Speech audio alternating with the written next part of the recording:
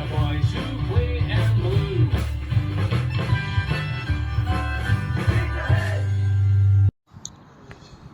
Okay, so Jim, what was your assessment of today's game? I thought after 10 or 15 minutes of the first half, I thought we played really well for the remainder of the first half. And I thought at half time, if we could have kept it up, we would have been okay, we'd have got something out of the game. But in the second half, they changed their shape a wee bit. We didn't quite adjust to it. And their goalkeepers kept us in the game a couple of times. And again, one of the bizarre instances was a case where we cleared the ball and it would have been a Farskell goal where we kicked it off. I don't know, it was their own player or their player, and it came back. And so there was a few bizarre things happened. Even I think one of the players nearly scored an own goal where he lobbed it. I think they might have scored off that corner actually. But even the goal they do score, we can't miss that tackle. Kevin Colley of all people shouldn't be beating anybody in a tackle. And he goes and lashes it in. So, and then we miss a sitter straight after it, which we missed a really big chance in the first half and all with Russell in front of the goals, and it's just the way it's been. And these crucial points in the game, you need to be scoring these goals, otherwise it's going to be what it's going to be. You know what I mean? I think the balance of play, they deserved it in the second half.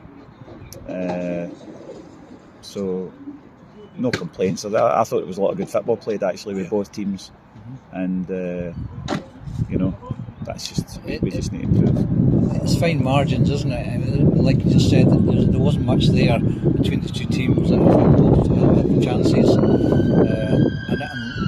Great football by both teams passing it about. It's very fine margins, isn't it? That is fine margins, but you can't always keep being in the end of the fine margins and expect to survive. I mean, at the minute we're in a downward spiral, and the only way you can change that is to score goals. I mean, ultimately the game is about scoring goals, and we don't score them at key times. We lost a goal at a key time, and if you do that, then it's a recipe for disaster, really. Any comments on the sending off? Well, it's not a sending off. I mean, hopefully he's big enough. I said that to him at the end. Hopefully he's big enough to rescind it when he sees it. He was probably the only person in the ground that didn't see our player actually getting the ball first.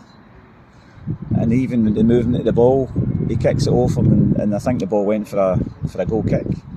So, but listen, I've seen the referee umpteen times. He refereed the game to the best of his ability, which is what he done today.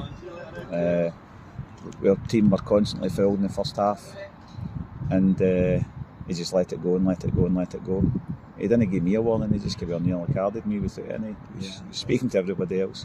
So no, I got what I expected of him, but hopefully he's big enough to rescind that once we get the footage. And 6 games left towards the end of the season. Start going on next week against Falkirk. It's another tough match. Every game's tough in this league, and they're just going to get tougher. And it's going to come down to bottle and being bold enough and brave enough to go out and keep playing. We will keep trying to play, and we'll see what it takes. But it looks like a three-way dogfight now between us. So. Dumbarton and East Fife losing today. Aye. As well. Aye, it keeps. Aye. So we just 2 points between us. Listen, you can't. I think we've won 2 games in 16 or something. You can't. And I don't think we've been outplayed in any of them. But you can't keep, missing key chances in games, and so that's why we are where we are. And it'll be an enjoyable 6 weeks. Thank you, Jim.